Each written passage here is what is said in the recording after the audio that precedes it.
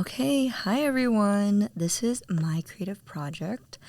In this podcast today, we're going to be exploring kinship, care, and familial gender roles in Asian American communities. And my project will synthesize Asian American feminist, queer, and gender concepts. And today we're going to discuss the inner workings of family dynamics and gender roles and its impact on Asian American communities. So, hi everyone, I'm your host today. I'm Angelina Tan. My pronouns are she, her. And I was introduced to Asian American studies through my ethnic studies in my freshman year course at Long Beach.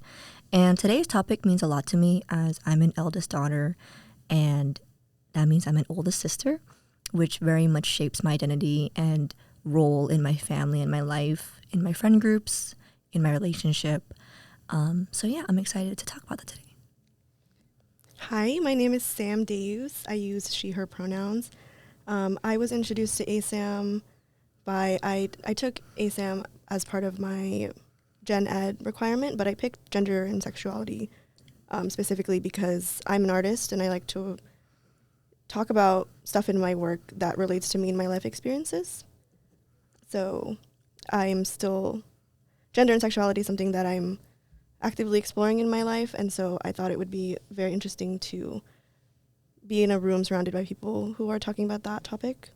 And today's topic is very important to me as well. I'm a daughter, I'm a sister, both older and younger, so I feel and see the impacts very deeply because I'm surrounded by mother figures, sister figures with my personal family and also my friends as well. Also, Sam is a friend I made through this class. Yes, we met through this class. Yeah, so we're besties. Yeah. But yeah, and I'm very excited to be joined by her today. And this podcast will dive into the intricate dynamics of relationships within our AAPI families. And specifically, we'll focus on how gender roles and standards of kinship and care shape mental health, identity, and familial expectations. And through our own personal stories and expert insights as well as sources, we aim to create an inclusive and beginner-friendly space for listeners to engage with these sensitive topics. Okay, so jumping into theme one, we're going to talk about chosen family and social support.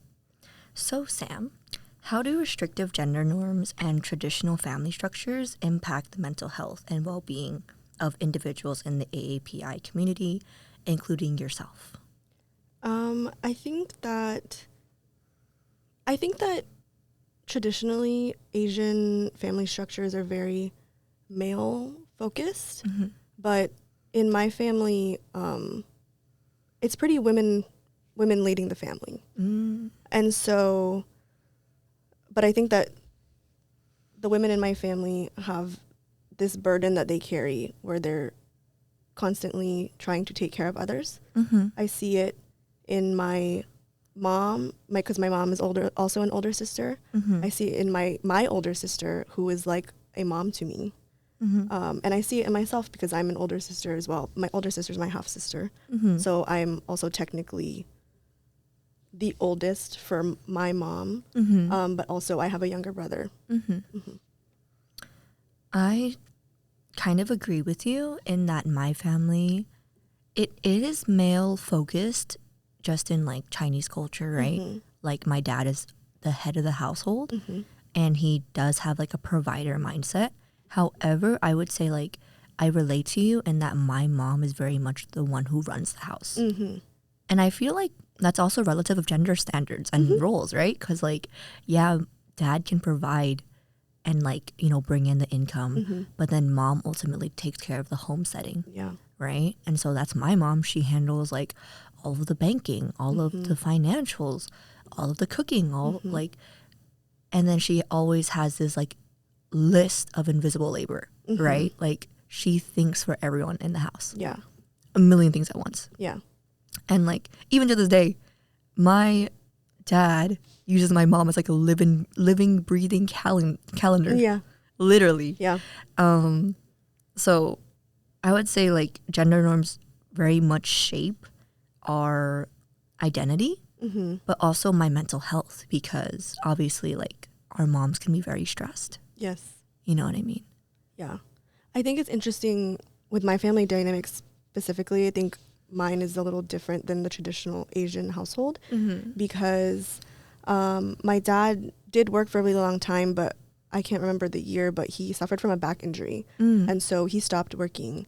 And they kind of switched roles where my dad was like the stay-at-home dad who cooked and then took us all to school, and my mom was the one who worked. Mm-hmm. So it's like flipped. Like my dad is kind of like the homemaker, Yeah. and my mom is the one with bringing in the income. Mm-hmm. But also my mom still keeps a lot of the like gender expectations of she's the one who cleans the house and stuff like that. But that's also could partially just be her personality. Yeah. But yeah. But then I think that does like impact our mental health and well-being because ultimately like growing up, like you know who to go to Yeah. for help, right? And especially if both of those individuals were busy, like it made things harder Yeah. because like who do you ask for help if everyone's busy or if everyone already has a job? Yeah. You know, like Yeah. I think I see the impact of gender roles and mental health. My sister is the one that I would go to for a lot of things because there's a generational difference between our parents and us, right? Yeah. And so my sister is a lot closer in age. Mm-hmm. So a lot of the questions that I would need to have asked, my parents wouldn't know the answer to them. Yeah. And so I'd go to my sister. And my sister is the type to, she like takes care of, she holds the responsibility as, she really does hold the responsibility as the older sister to be the one to take care of everybody, especially now that she's older. She feels responsible to make sure everybody is fine financially and mental health wise. Yeah. It's kind of that thing where like, again, gender norm, right? I relate to your older sister because as me, like I'm the older sister in my family. I'm like considered the second parent, like the third parent. Like, hey, it's always like, hey, Angel, your brothers, you have to pick them up. Or you have to go sign them out of after school program. Or you have to go do XYZ for them, right? Like you're treated like a third parent. And then not just because of the fact that like, hey, you're convenient, like you're the oldest and you have the most responsibility, but it's more like who are your siblings able to talk to easier? Yeah, right? exactly. Because like, again, they're going to school when I'm going to school. So I'm very much more aware, especially if your parents are uneducated, right? Like if they don't come from a background of like college education or much less like high school education, especially if they're immigrants or first generation. Like there's that gap. So it like kind of halts conversation in that way too. Yeah. And speaking of which, I wanted to refer to one of the sources that I'm using for this project. And it is by James Huynh, and it is Family is the Beginning but Not the End, an intergenerational LGBTQ chosen family, social support and health in an American community organization piece. And this source explores the concept of like chosen families within the Vietnamese American community, highlighting how like restrictive gender norms and traditional family structures can impact one's mental health. And I wanted to bring up a really interesting quote, but basically one quote I chose was, restricting gender norms can include having to act and present oneself in a prescriptive, masculine or feminine way that adheres to a gender binary of man or woman, predicated on Western colonial conceptions of gender. And I think that kind of related to how we talked about whose job is whose in a family. And then when yours was switched, right? When suddenly dad became homemaker, mom was like provider. But still, like there were innately things that were like masculine and feminine. Yeah. Like the cleaning. Or like mom will always be mom. Yeah. Right? So what do you think about that? Yeah, it's interesting that even in those scenarios where things are out of the norm, it still finds its way to like creep in. Yeah. Like they're so deeply rooted, like heteronormative standards, you know? Literally. Yeah, because my mom does all the laundry. Yeah. I've never seen my dad do laundry before. Exactly. Yeah. Like, and then you can never like get rid of it. No. It's kind of crazy, huh? How like heteronormativity follows us everywhere. Even if we want to break out of it, it's so like deeply ingrained.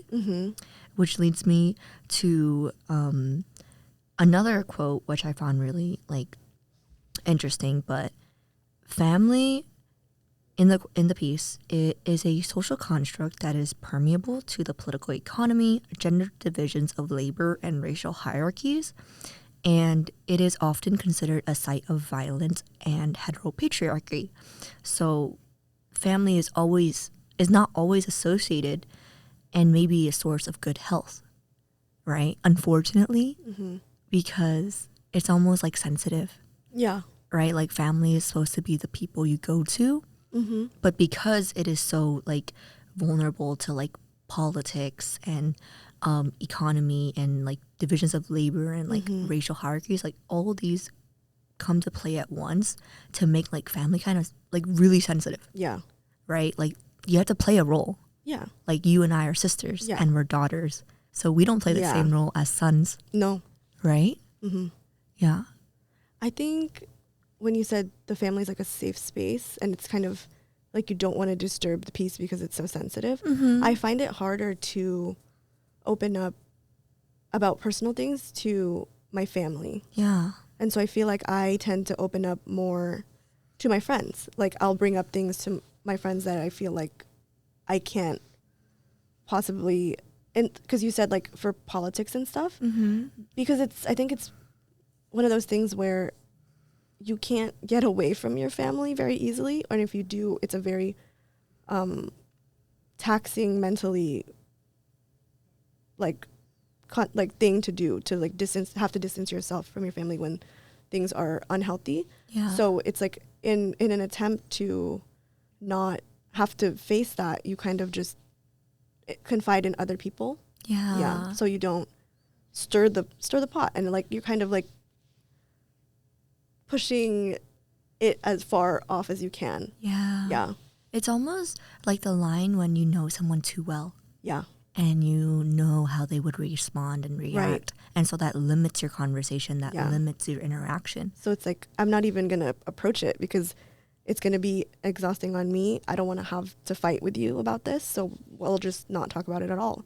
I think with like how you said, right? Like not talk about it at all. It's like avoidance, a culture of avoidance, right? But also like because family is so vulnerable to these gender norms and roles. So we all play a role, right? Again, it like we know that it restricts us from talking about certain things and like resolving certain things. And so like it forms this culture of avoidance. But also I want to say back to the health thing, that's why sometimes you want to get away from family, right? It's like so restrictive. Like, you know that when you go home, you have to play a certain role. Yeah. You can't just be Sam outside. No. Sam outside is different from Sam inside. And so like, that's so sad. Yeah. Right? Because there's some things that, you know, you're not ready to talk to your family about or you don't want to. So yeah, me personally, I try to, like to believe that I'm not too different from my family when I'm with my family as when I'm outside of my family. Yeah. But there is some things that you just don't bring up with them. Yeah. Unfortunately. Unfortunately, yeah. Like in a perfect world, in a utopia. In a utopia, which was discussed. And is not super possible. Yes, but in a utopia, family would be a safe space all the time. And you can be whoever you want to be anywhere with anybody. Yeah, past, present, or future. Because I think like time is also a standpoint, right? Because like in family, the people you grow up with have seen you grow up from baby to child to teenager to now adult. And so like it's hard to break out of that. Yeah, it's something we were talking about before where like this is my first semester here at Long Beach, so I moved out here. I live in San Diego. My family is from San Diego. And I was telling you about how I feel like I'm struggling. I'm having like an identity crisis right now because I'm figuring out for the first time who Sam is away from her family. Yeah. And I guess I just said that I try to be around the same person, but I'm realizing that like because this is kind of like a clean slate where nobody knows me here. I'm meeting people for the first time, so I can be I can reinvent myself if I want to, but I can also just take the time to explore who I am without those restrictions of the people who have known me since I was like born, you know? Exactly. And I want to kind of tie this into with the people who know you, right? So like in your life, with the people you know and the people you're meeting at Long Beach, what is the role of social support in like your upbringing and lifestyle and identity? And like how can that contrast as well? Like the support you know could very much be the thing that restricts you as well. So what is your take on that question? I think, like I said earlier, I feel almost more supported by my chosen family of like friends and stuff because especially the friends that I've made in recent that haven't known me for so long, because they're just getting whoever I am now and whoever I present to you. So there's nothing for you to refer back on if I'm different or whatever, you know? But like in terms of like sexuality, let's say, I feel like I'm very tied to heteronormative standards with my family. And so if I were to come out to them as like queer, they would be very surprised because they've envisioned me and I've behaved under heteronormative standards for my entire life as they've known me. But the people that I know now that have met me recently, you don't know anything about me. So all you know is this version of me, which I would say is probably more authentic because I'm not pretending.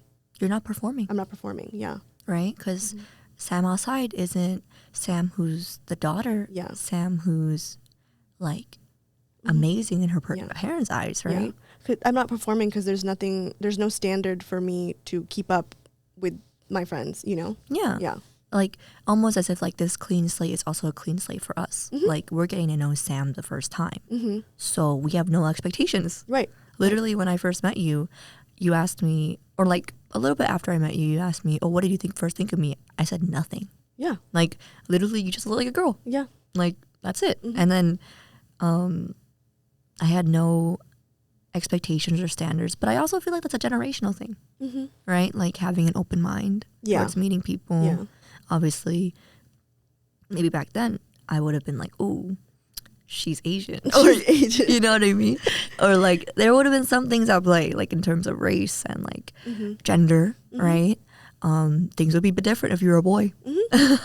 So yeah, I think definitely social support in my upbringing is like, again, chosen family is everything to me, like friends and boyfriend.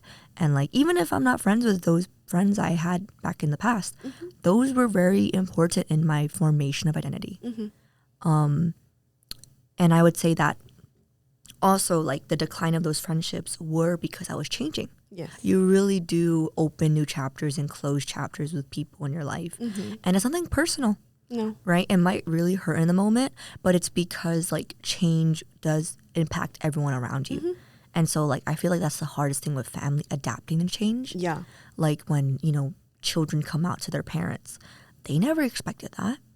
But then how do they respond and adapt? Do they reject or do they accept? Yeah, but that brings up like they don't know how to respond to that.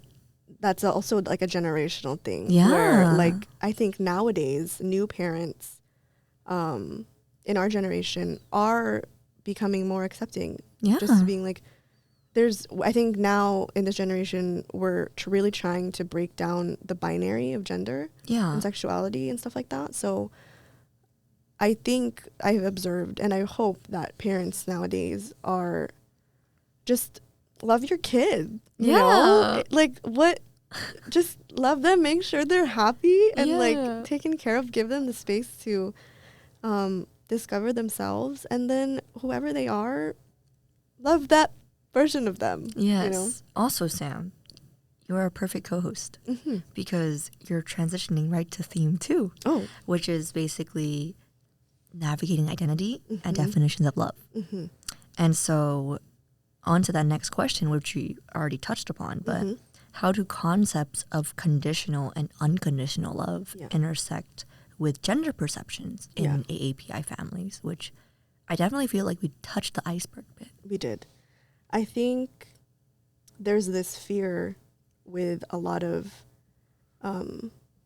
Asian kids that when they come out, they're like their parents are going to stop loving them, you know? I think that's a really big fear of just, it's like an exchange. Like, do I want to live my life in peace the way that I want to live my life, or do I want my parents to love me? Yeah. You know, isn't that sad? But isn't that, even when you said like, oh, kids are afraid to come out because of what they think the inevitable is, right? But isn't that in itself like what we talked about earlier, how roles in a family restrict conversation and restrict what we know about individuals? Because I feel like concepts of conditional and unconditional love literally intersect with gender perceptions in that, you know, you can only act as a certain way as a daughter, or what you are expected to do. And as a mom and dad too, right? Like, it's almost like that saying where it's like, oh, we're your parents, we can't be your friends. Yeah. Right? But that sucks.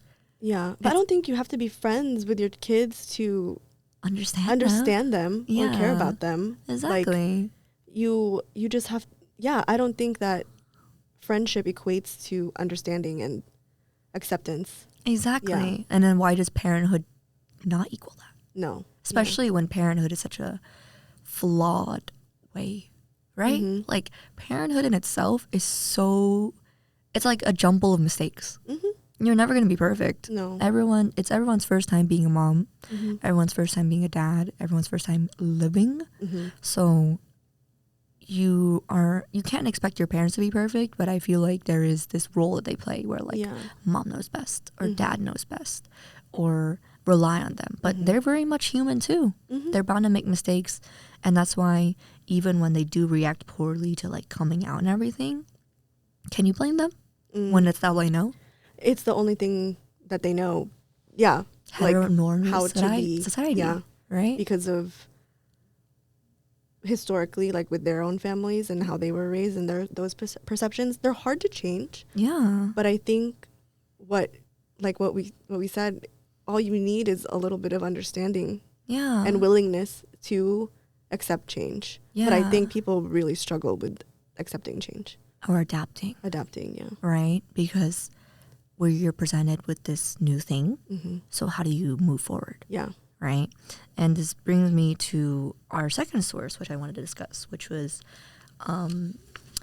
a comedy skit performed by Robin Tran, coming out to your non-English speaking mom. And I just want to say that this source highlights the unique challenges faced by Asian American individuals when coming out to their non-English speaking parents, immigrants or not. And it not only explores like logistical difficulties, but also like concepts of conditional and unconditional love when it comes to gender, right? Along with like the need for acknowledgement, right? Because all children want to are acknowledged. And specifically with Robin, when they came out to their mom, literally their quote is, okay, you see me as a boy, I sad, I kill myself. And then their mom said, oh, okay, you girl. You girl, oh, okay. Yeah.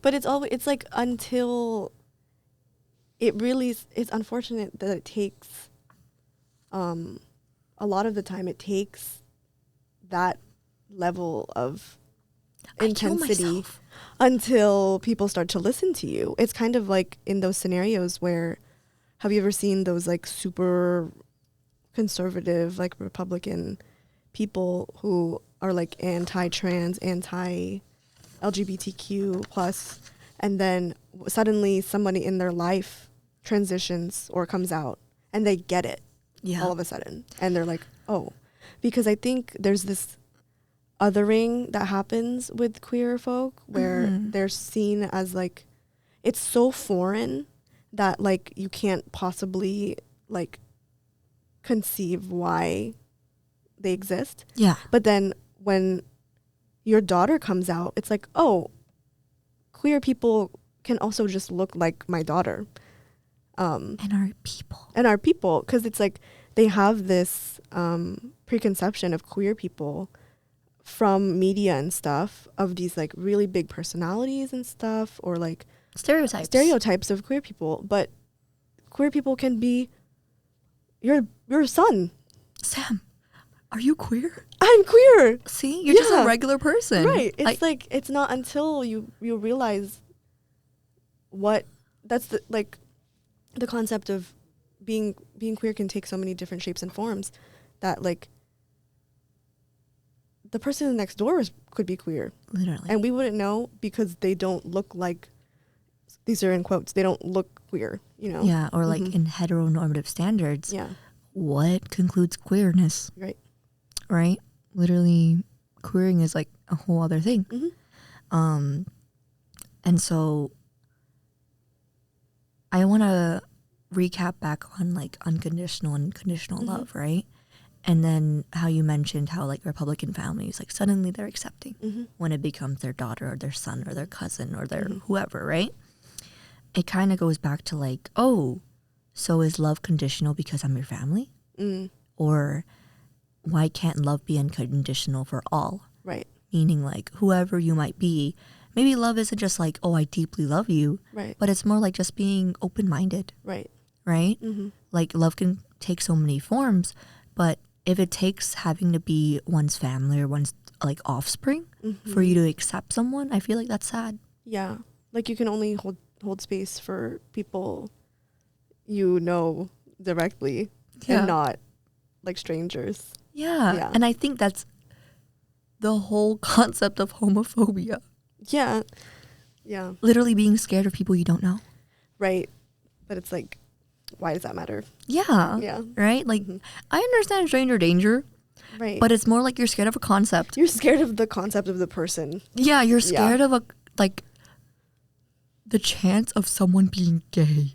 Yeah. It's I genuinely like will never be able to wrap my mind around it, because it's like, mind your business. Like, it has nothing to do with you. Yeah. Like, I feel like they take it so personally. I know. It's a very much personal attack. Fear is powerful. It is. Yeah. It is. That's why there's fear mongering. Yeah. Unfortunately. Okay. Which leads me to the next question. But onto how, you know, when Robin came out to their mom, they very much said, I kill myself. Because they were feeling suicidal for a majority of their life, because they were not being able to be themselves or figure out their identity. They probably were at war with themselves for a long time. Like, why was I born this way, but I want to think this way? I think a specific thing that he mentioned was like, oh, I was born boy, but girl brain. Yeah. Unfortunately, that happens, you know? And so I want to ask you, what is the impact of your family acknowledging and understanding your mental health as a real and valid health concern? Right? This is interesting because I think I've told you this, but the first time that I told my mom that I think I was depressed, like years ago when I was in middle school, she laughed at me. Oh my Like, she was like, it was like, what do you have to be depressed about? Because, completely invalidating. Yeah, because her experience as an immigrant, it's like, you've had this life where you're very privileged, and this is true, but it's like, you can have different problems. Like, I'm facing completely different problems than you are, that you did in your life. 100%. Yeah. But recently, my younger brother has been going through some mental health struggles. And they're being... My parents are a lot more receptive and, like, quick to take action about it. I think because I'm hoping because they've learned through me, you know? So, yeah. It's interesting. It's almost like how we talked about roles again, right? You as a sister, an older sister, because your mom has kind of encountered that issue, quote unquote, she is better equipped with more knowledge and understanding and an open heart to accept your brother's struggles, which I feel like is great. I totally see that as well. Unfortunately, I have never been able to talk about my mental health openly with my family. And it's surprising, right? Angelina outside talks about mental health all the time. I think nowadays I don't anymore. I talk to my sister about it a lot and my friends, but I don't really bring it up to my parents too much because I'm like trained to get a response that I don't want to hear. So I'm like, I'll save myself the hassle. like the hassle of you telling me that it's invalid, and I'll just tell someone else who will actually listen. Which I feel like there's the impact, right? Like for your family and parents to acknowledge mental health and to acknowledge how there might be a problem or even good mental health. Yeah. I'm glad my kid is happy, right? I think that in itself is important. Yeah. Like literally when Robin's mom was like, okay, you girl then, right? Like I'll accept you if that means you won't kill yourself. Yeah. Right? That's all it takes, right? But why does it take so much? But that also is that conditional? Is that conditional? Yeah. Like I only accept your identity because I don't want you to die. Yeah. Yeah. It's like a condition. Food for thought. Yeah. All right. And so on to theme 3, very similar to what we were talking about along family, mental health, and everything. But how does your gender role, right, affect your upbringing and like creation of identity? And it seems a bit redundant, but I think this question is important because it kind of circles back to when you're a daughter and you're expected to become a mother. Yeah. I brought this up in my midterm creative project where like I think I've been subjected to heteronormative standards my entire life. I got my first baby doll at 1. There's pictures. Yeah. So I've been like being primed. I've been primed to motherhood since I was young. And I think I talked about this earlier, but like because I've been under this like feminine eye or like feminine view of from my family my entire life, it like makes it harder for me. It made it harder for me to come to terms with my identity because it's like my entire life I've been asked like if I have a boyfriend or like if like who do I have a crush on, and it was always like they were expecting it to be a guy. Yep. So like now I'm like I still struggle with the idea of coming onto my family fully because like I know it's going to be a big deal because they're going to be like, what? And I'm like, we've never talked about sexuality before. Y'all just assumed. Yeah. Yeah. They never gave you the space to be whoever else. Yeah. They wanted you to be Sam, who they thought you were and wanted you to be. And I definitely want to say I relate in that obviously I'm an eldest daughter and I'm the only daughter. So there's a lot of pressure on me to become a mother or to bear grandchildren or, like since they view me as a woman, and that comes with a lot of standards. And I want to say growing up, it definitely affected me because I tried to fight it as much as possible. I was the biggest tomboy. Literally, I remember I strongly, like firmly rejected any feminine things that my mom wanted to give me, like clothing wise, because it also affected my identity, as in I thought that she just wanted me to dress the way she wanted me to dress. And so in order to fight that, I didn't really know what I liked, but I thought, okay, I'll do whatever's opposite. And so I said, I want to wear what my brothers are wearing. And I would purposely like wear their clothes until she kind of listened to me and was like, okay, we'll just go to wherever and get the clothes you want. Right? But then why did I have to force my way to almost like I had to carve my identity somewhere else opposite of what they thought of me in order to make a space for myself to even begin to explore create your own identity. Exactly. To begin to even explore who Angelina is, right? Because obviously I'm no longer a tomboy. I'm very secure in my identity as like a feminine presenting woman. However, I am not opposed to like, masculine presentations, right? I like to think that I dress however I'd like, however I feel, my mood for the day. Maybe I feel like skirt and sweater for the day, or maybe I feel, baggy pants, baggy shirt, But none of that necessarily things in my mind, masculine or feminine. Am I feeling masculine or femme today? Like I think it's the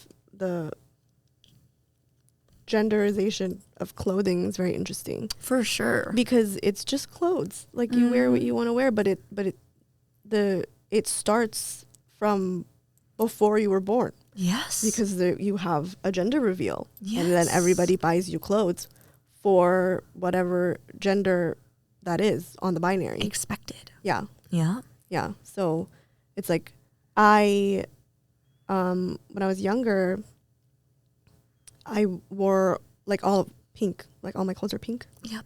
And so you were a girl. Because I was a girl, and that's what girls wear is pink. Yeah. But not blue. No. It was interesting though, because from like 3 to 9, I like vividly remember, if you look at like any photo albums, I'm like wearing pink. And so I expected that to be the case when I looked at pictures from when I was like a baby. But when I was looking at pictures from my archive, I was either wearing like a flowery dress, or I was wearing like overalls and like a backwards cap. So it's like earlier on in my life, there was more freedom for any type of expression with clothes, and then suddenly it like went away. Yeah. Yeah. It's kind of funny when you said like more freedom when you were younger, even though that was restricted because you didn't dress yourself. Right. But I will say the freedom comes from the fact that human children literally look the same until puberty. Yeah. You cannot tell the difference gender-wise between a female girl and a male boy, right? From like 0 to 10. No. You cannot tell. Barely. Like, I remember. But the only reason you know is because of how they dress. Exactly. Yeah. Right? Because obviously no one was outwardly showing their genitalia all the time. No. But exactly, right? It's like, because we can't go out naked. You have to signify. And present yourself in a certain way. And I just want to clarify that theme 3, which we are very much into, is discuss gender roles and standards of care. And to lead us back to the last source we have for today, I'm going to review the Juicy Fruit, The Ripe Time to Talk About Relationships by the Dragon Fruit podcast. And this source specifically highlights the expansive and multifaceted nature of love within communities of ours, emphasizing connections beyond romance to families and friends and community. And so this is relevant to our topic of gender roles and standards of care, because queer love reshapes relationships, and not just queer love between like queer people, but it's the concept of love beyond romance, right? The importance of expressing and acknowledging love, kind of how we talked about your family acknowledging mental health, and the evolving models of love that challenge traditional norms. And so, additionally, this podcast really underscores the role of social support and the impact of unconditional love on your mental health and well-being. And one really important quote that I think resonates with our personal stories is that queer love is the creative practice of remaking and reshaping how we want to be in connection with each other. It's about building the world we want to live, a world where we confront isolation with care. And that's by Justine, an A-Pink member who spoke on the podcast. And I want to say that's relevant to us because we, despite how we were brought up as daughters and how we were shown love in a stereotypical way and in a heteronormative way, we practice queer love in our friendships and our chosen family all the time. And I just want to ask you, like, how do you personally exercise this, and why is it important to you? I think, I think that I've learned the way that I show love and care from the people in my life. We were talking about this earlier. Yes. About how, like, the things that we do are learned from others, but not everybody sees has the same experiences. So our versions of love and care are very foreign to other people who are not familiar with those ways of love and care. Yeah. So like we're talking about communication as a really big way that we show love and care. Yeah. Because like from our family, like our birth family, maybe we didn't feel that we were being heard. So we go out of our way to make sure other people feel heard. Yeah. But also like with communication, I like to share locations with my friends and my family. She has my location. I have a lot of people's location. I track where she is at night to see if you're home. To make sure I'm safe. To make sure you're safe because I care about you. Yeah, but like I have other friends who like found that out, that I like track my like loved ones and stuff, and they think that's weird. I think they think it's like controlling or something. Or invasive. But it's like I want to make sure you're safe. Yeah. Or like I always ask people to let me know when they get home. And some people don't like bother to do that, but it's because I want to know that you're alive.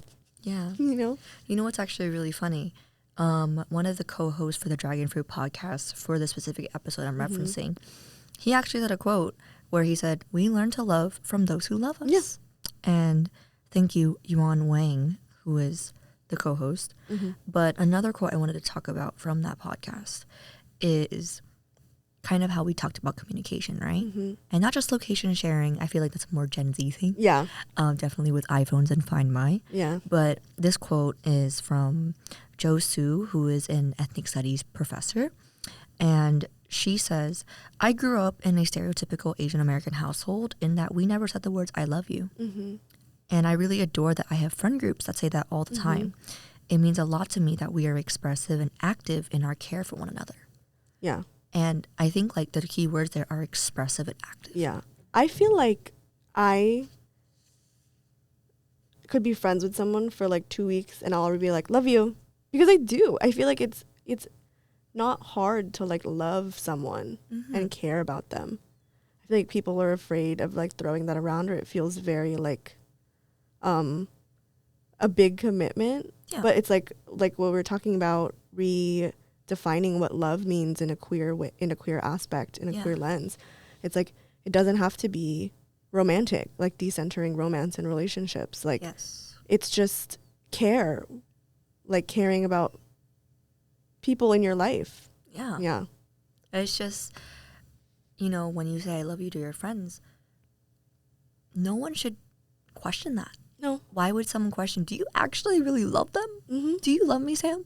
Exactly. No. I've only known you for this entire semester. That's not enough time. Yeah. You know. But I think that comes with like decentering also heteronormative romance and love. The difference between heteronormative love and queer love is that I feel like heteronormative love is like restricted by all those standards and like expectations, right? And in doing so, it's like the ultimate form of love for heteronormativity is like a couple. Yeah. It's like that's it. That's a peak. Typically like a straight male and straight female, right? But unfortunately, it's like for a lot of people, couple is not like the peak of their existence. It's like their friends. It's the best friends they meet. It's the people in their families. It's the people that they might not even have in their life anymore. It can be pets. Right. It can be anyone. And so it's like it really depends on who the person is. And I think queer love opens that space. Yes. For it to encompass all. Yeah. Like reshaping what a household looks like, what a family looks like. Yes. And what even just we were talking about in class, like just the very existence of a queer relationship already breaks those heteronormative standards, because traditionally it's between a straight man and a straight woman. Yeah. But it's like inherently a queer relationship is already not between those two things, you know? And I want to say when you said like a queer relationship like always like breaks all those standards and expectations, right? But kind of relating back to when you said, when we talked about how no one should question your love nor your commitment to a person. But again, with queer relationships, what's interesting is that back then, or like even now, right, there's almost like an expectation to prove that you are queer or gay. Yeah. But it's just like, okay, no one has to prove that they're straight. Right. I saw something like that recently. Right? Yeah. But it's also like, what is this proving? What is this commitment? Right. What is this outward display and presentation? I feel like that is so centered in our world to perform and to present yourself in a way loudly. Right. I told you once that like I feel like my sexuality is the least interesting thing about me. Ask me about something else. Yeah. Like, you know, like we were saying, like ask me something that I have a say in. Yeah. Because sexuality is not a choice. Yes, unfortunately. So ask me something that I am choosing. Yeah. Like ask me about my major. Ask me about my job. Like, you know, be concerned there. Yeah. Like if I'm doing drugs. Yeah. Like not who I want to date, you know? Yeah. Definitely. I think like we place so much emphasis on your love life. Right. On, hey, who you're with this time. How many times have you been asked, hey, do you have a boyfriend? Right. Hey, do you have a crush? Like you said, right? Yeah. Or, hey, Sam, what kind of people do you like? Yeah. Or what kind of boys do you like? Yeah. Or, oh, you shouldn't like that type of boy. Or there's so much emphasis on this talk about romantic love. But why don't you ask who I'm friends with? Yeah. Like how are your friends? Who are you friends with? Who do you surround yourself with? Yeah. Because that at the root of it is all that matters. Exactly. Who you're surrounding yourself with. That whether truly, it be platonic or romantic, it's like, are they good people? Do they serve you well? Do you serve them well? Yes. Yeah. That truly reflects who you are. Your people reflect who you are. And honestly, Sam, I deeply feel like you reflect who I am based on this podcast. Yeah. But, you know, we're able to understand each other in such a way that, like, I can't say that our love is romantic. No. But again, like, why does that matter? Yeah. Right? No. All I know is that our love is love through our friendship. Right. Right? Which leads me to our last question of the day, which is, what role does community play in shaping your understanding of practice of love and care? And I think we definitely talked about this, but Sam shows me in so many ways how to practice new forms, right? And that's just like checking in. Yeah. Or simple things like, oh yeah, I remember this about you. Yeah. Right? Like it's not just these big grand gestures. No. Of like, here's flowers. No, yeah. Or here's something material. Yeah. Or like, here's something that everyone can see. Yeah. And everyone knows that me and Sam are best friends. Yeah. Right? Yeah. Recently, a friend of mine told me that she started to pick up the way that I talk or like some words that I use and stuff. Yeah. And I think it's like, that's not like an outward gesture or like something tangible, but that was so like heartwarming to me. It's like we were spending so much time together that you're picking up my lingo. Yeah. Or like when we were texting in our ASAM group chat. Yeah. And I was like, I can hear Emily's voice in the way that she talks because it's like we've spent so much time together and I know you guys so deeply. Yeah. That like, you know? Yeah. Like, yeah, that's like the love runs so deep that I just recognize these things. Or like Angelina uses these blue emojis and like I'm like every time you send me one it looks like you, like I can see your face in them. Yeah. But you see, that's like you showing that you care about me and you love me. Like you know these things. Really popular phrase that's going around right now, but it's like to be loved is to be seen. And known. Known, right? Yeah. And that goes hand in hand, like synonymously. Love is not just material gestures, grand gestures, not for the public eye, but it's more like what you value about a person beyond their surface. Yeah. Or and to like take it to a deeper level, it's like when I was talking to you about sexuality and stuff. Yeah. You were like, I wouldn't like. You're like, that doesn't surprise me that you're queer because I know you. Yeah. Yeah. And I said it in my midterm project where I was like, if I were to come out to my family, most of them, if not all of them, would be surprised. And I had my sister read it and she was like, I wouldn't be surprised because she knows me. Yeah. Yeah. And that in itself is love. Like you showing me the most true version of yourself that you know yourself to be, because I very much hold space for the fact that anyone in my life could change at any moment. Right. I am not dedicated or nor committed to their present self. I only like this version of you. Oh. Yeah. Leave this room. Sorry. Leave now. Yeah. No. But you see, like, how restrictive is that? Right. Right? Like, that means, like, I won't like Sam maybe in the next 2 minutes. No. But I hold space for that. Right? Like, I leave room and growth within my community to let them change and be their own people, and I will still hold love for them. Mm-hmm. And because you don't hold, like you said, you don't hold love for this version of them. It's who they are inside that you care about. So however you change externally, or just like small like parts of your identity, I love you not because you're wearing this off the shoulder top sweater, right? You know? Yeah. I don't love you because you're straight. Yeah.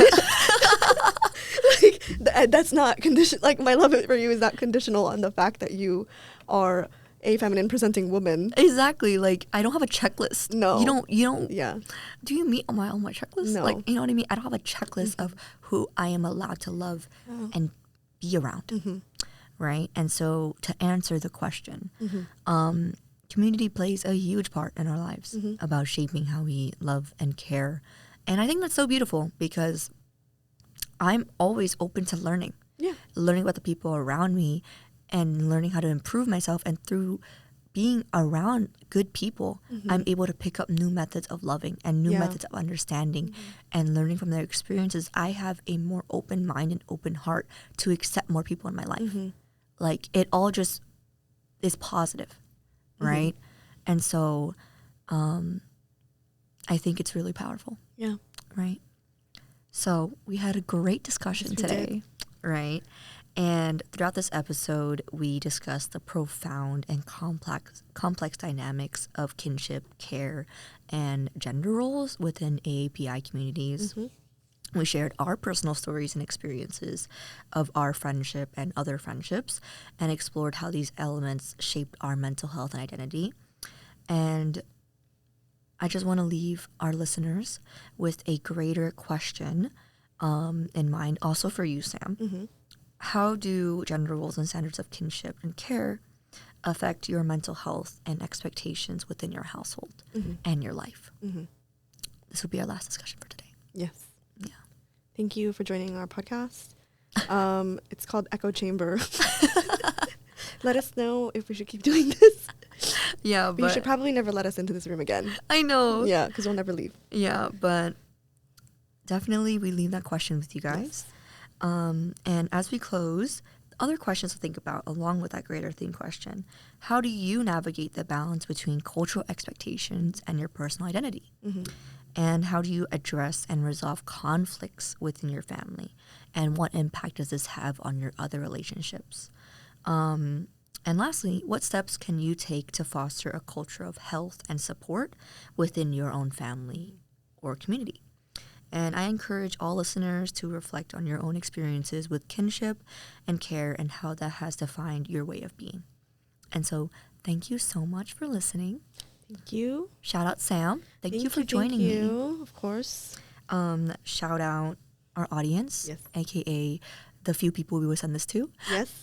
Because they are part of our echo chamber. Yeah. Specifically, shout out ASAM Baddies, aka Table 5, the light of our lives. Yes. Genuinely, again, expanded my community and understanding and being. They are accepting. But also, me being able to, or like being able to feel this type of love for people in such a short amount of time. Literally. We've only known each other for a semester. Yeah. This is the end of the semester. And yet here we are able to have a open discussion about love and about the way we care. Yeah. A more open discussion that I'd have with most people. Literally. In my life. Yeah. I think this is that have known me for 24 years. Yeah. You know? I think this is the most open discussion I've ever had with anyone besides like my own partner. Yeah. And so also special shout out to Tony. Thank you, Tony. The most amazing teacher ever. Yes. You are the reason why we're doing this today. Yeah. And so inspired to be. Yes. And how we all came together as a class. Thank you for fostering the space and the community for us to be able to safely talk with each other and explore these types of topics. Yeah. Yeah. So thank you so much, Tony. We're going to miss you so much. Yeah. Yeah. Well, we'll see you again. Okay. Bye, podcast. Bye, people. Bye, Tony. Bye.